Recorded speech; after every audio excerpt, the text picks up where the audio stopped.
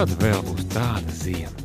Tie, kas to pamanīja tikai tagad, protams, ir nokavējuši, jo līdzīgs augstums esot bijis tikai 1987. gada ziemā, bet tikpat daudz sniega tikai 1940. gada bargajā ziemā. Tā kā parēķiniet paši, jāgaida vēl vai nu 70, vai nu 23 gadi. Ilgi, vai ne? Bet tie, kas laicīgi pamanīja šo trekno ziemu, ir visu izdarījuši. Skijorings šogad notika ar pilnu klapi. Latviešu nacionālais sportveids, kurš nez kāpēc vēl nav iekļauts ziemas olimpiskajās spēlēs, šogad piedzīvoja pilnu renesansi. Tiks organizēts pat Baltijas čempionāts. Tāds pēdējo reizi esot bijis Krievu laikos. Tātad šis Baltijas čempionāts skijoringā ir pirmais neatkarīgās Latvijas laikā. Sportisti to bija novērtējuši pilnībā un uz pasākumu ieradās masveidīgi, neskatoties uz tās dienas pretīgo laiku – vējš, sniegs un drēgnums. Pirmo reizi šajā gadsimtā ir gadījusies tik kvalitatīva ziema. Un pilnīgi droši arī pirmo reizi šajā gadsimtā Baltijas čempionāts skijoringā Stelpē. Par pasākumu norises vietu tika izvēlēta Pīlāģu mototrases Stelpē. Pats saimnieks Ēriks Pīlādzis ir kaislīgs motokros piekritējs, kurš pats savu meitu ir uzsēdinājis uz moču. Tev visu laiku bija motokros trāsa, kur tev skijorings gadījās? Tas bija tas, ko es nebiju vēl pamēģinājis. Motokros bija izmēģināts, endurokros bija izmēģināts, tagad atlika izmēģināt skijoringu. Un par cik šogad ļoti, ļoti laba ziema, mēģināju to nelaist garām. Šīs reizes sacensību formāts atšķīrās no parastās skijoringa formulas.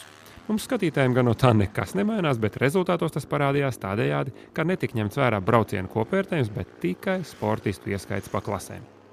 Varētu šķist, ka skijoringā noteicošais panākumiem ir vecums, ja jau jādala šādā veidā. Bet gluži tā nav. Vinnē gan mazi puikas, gan vīri gados. Te tomēr viss izsaka pieredzi. Lūk, piemēram, Kārlis Sabuls savos 13 gados ir jau vairāk kārtējs skijoringa čempions. Kāpēc tev patīk skijorings? Kas tur ir tāds foršs? Nezinu, tā interesanti paslīdināties. Var izjust to sandslīdu un tā, viss tāds slēpotais ar tā foršāk viss tā. Nevis nav tā parasti pabrauc.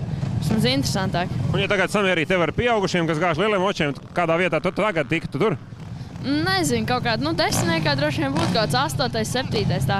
Štrunca mazo mocu pēdējais nebūtu, ne? Pēdējais nebūtu. Tā redz sekmējas, ja sāk jau agrā bērnībā, bet šajā vēsturiskajā sacīkstē savu pirmo startu skijoringā bija cerējis slavenais rallija čempions Andis Neikšāns. Domājot, ja māk braukt uz 200 pa sniegu uz 4 riteņiem, tad uz 2 un slēpiem arī ies. Diemžēl nevisai. Rallistam ir jābūt labā fiziskā kondīcijā, lai startētu rallijā? Noteikti.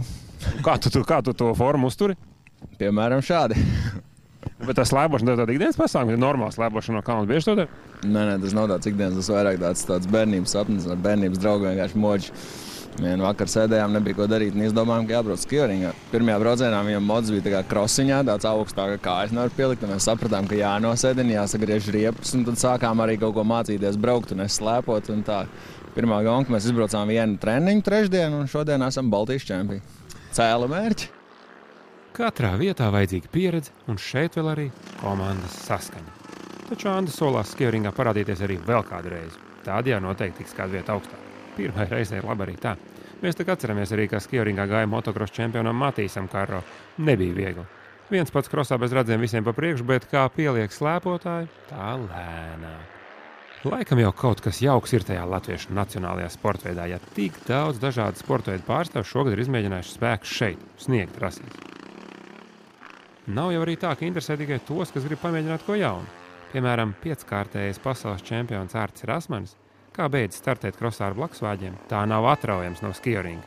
Pats brauc visās ieskaits klasēs un pie tam vēl arī organizē sacensības. Klasiskajā motokrosā kaut kā ir tās ambīcijas augstākas un tā spriedzi lielāka, tad šeit ir kaut kā tā tomēr, viss tā mazliet piezemētāk un tā atmosfēra patīkamāk. Un, nezinu, konkurence tāpat tās ir, gonkas ir, bet tas viss ir tā vairāk for fun.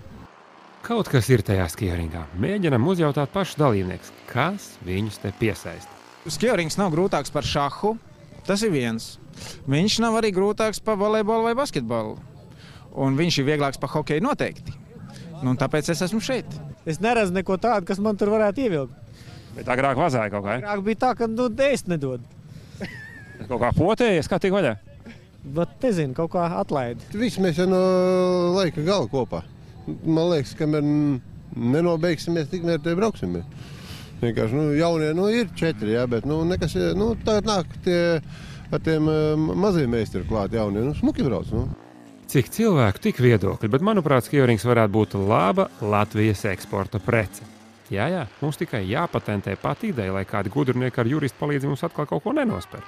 Lūk, paskatieties uz šo meiteni. Viņa nav vietējā, bet ja to, ko viņa redz, uzzinās viņas draugi un kaimiņi, turistu skaits Latvijā varētu stipri pieaugt, sevišķi ziemas mēnešos, kad notiek skijorings. You look so strange for this climate. Where are you from? I'm from Germany. Germany? Yes, east of Germany, Dresden. What are you doing here? I am volunteer here and do a European voluntary service here till August. And yes, now I have a lot of fun. Have you seen before something like this? No, I'm totally amazed. I think everyone saw this, how I was jumping with the camera. And yeah, it's really the first time. And yeah, I'm really looking forward for summer, where they all told me it's going to be quite the same. And I'm very happy that I'm here. Tā nu eksotiski paskata austrumāciešiem skatoties, skijorings turpinās. Vienīgi kaut kā pamaz to dalībnieku no Igaunijas un Lietuvas. Laikam tomēr skijorings ir īsti nacionālais latviešu sporta veids. Tie igauņi diezko nerādās, ne? Nu, es nešaubos par to igauņu laikam, un lietuvieši arī nē, ja viņi tā, tomēr baidās braukt pie mums. Bet bija jau lietuvieši atbraukuši tā kā. Vismaz daži ir? Daži ir, izsaka viedokli, ka domās par to, papētījuši ir, kā to āķis uztaisīt un tā tālāk, tā kā es domāju, ka viss būs kārtībā. Mums gan drusītiņi sabojāja šis laiks, kas vakar uznāca tā migliņa, tas un ļoti, ļoti slidena trasa bija. Nu, tiešām ritīgs skijorings, daudz, kas ir braukuši vēl savā laikā pa ledu. Viņi saka, ka tas ir tieši tas, kas ir tas pats, kas pa ledu. Slēpotiem noteikti nesūdzējās, tiem gan šodien sniegt viedokļi. Slēpotājiem bija lofinieks, viņi vēl braukt. Labi, gan jau ieskriesies un nākamgad būs vairāk Baltijas pārstāvi, jo jau pašlaik krīzes vidū var sanākt tāds pulks dalībnieku, tad tālāk pat siltā ziemā visies plašumā. Tas nu droši. Šoreiz pie apbalvošanas pirmo vietu ieguvēji saņēma ļoti dīvainas balvas, kuras skijoringa entuziasti bija glabājuši gadu desmitiem. Tur mēs sakam lielu paldies Aleksandram Briedim. Jo, cik es saprotu, viņš ir piedalījies organizēšanā Baltijas čempionātā vēl padomu laikā. Vecajā gadsimtā. Vecajā gadsimtā mēs tā arī varam teikt. Viņš man piezvanīja, viņš saka, ja jūs esat tādi maleči, ka esat uzrīkojuši tādu gonku, es esam mieri viņas ziedot. Viņas gan ir tikai 10 gabalas, bet visiem tiem pirmajiem, kas ir pa vienai uz ekipāžu, tik skijoringistiem. Jā, tradīcijās ir spēks un skijoringistiem tās ir. Pasākums iet arī plašumā iesaistot citas tehnikas vienības. Piemēram, kvadriciklu braucēju skaits sāk brīžiem pārsniegt pašu pamatiedzīvotāju skaitu skijoringā. Bet Baltijas čempionāts bija pirmā reize, kad uz starta tika aicināti sniega motocikli. Tagad pirmā dalībnieku viedoklis pēc pirmās sacīkstes. Klausies, kā bija šitai trasē? Tā, pirmo reizi braucu. Trasa arī tā nav tā kā pa tīri sniegu braukt, tomēr piebraukāts tās risas ir, kā redzējāt, arī nesanāca. Kaut ko salauz, vecīt, ne? Tāpat jāmaina. Žēl nebūt? Nē, nav jau pirmā reize. Bet šāds pieblietēts sniegu mocim, te arī vajadzēja braukt tīrām kupanām? Tīrā, tā būtu savādāk. Jā, sniegu moči tomēr ir radīti neskartām vietām, bet, kas zina, radīsies arī kādi, kas māk tos vadīt arī pa šādām trasēm. Tas ir tikai sākums. Un sākums arī atjaunotajam Baltijas čempionātam, kurā uzvarējušie varēs visu mūžu lepoties, ka vinējuši pašā pirmajā reizē. To viņiem vairs nevar atņemt. Bet pārējie interesanti ar rezultātiem var iepazīties lapā Motoskijorings LV.